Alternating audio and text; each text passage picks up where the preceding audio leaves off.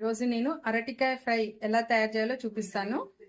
అరటికాయలు, ఉల్లిపాయలు, సన్న అల్లం వెల్లుల్లి పేస్ట్, కరివేపాకు, కారం పొడి, ఉప్పు, పసుపు, కొత్తిమీర, కొబ్బరి పొడి ఆయిల్ వేసుకుందామండి.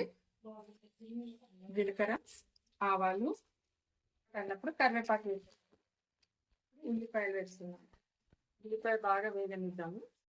పసుపు, అల్లం వెల్లుల్లి పేస్ట్, ఇప్పుడు ఈ మూడు బాగా వేగనిద్దాము. పేస్ట్ అరటి ముక్కలు వేసేసుకుందాం. ఇప్పుడు ఇది ఇలా కలిపేసి పెట్టుకుందాము. ఇప్పుడు మనం కారం, సాల్ట్,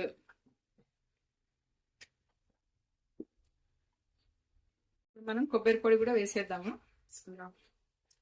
ఇప్పుడు మనకు కూర ఉడికిపోయిందండి. అంటే ఒక 10 to 15 minutes లో అయిపోతుంది కర్రీ మనకు. కొత్తిమీర,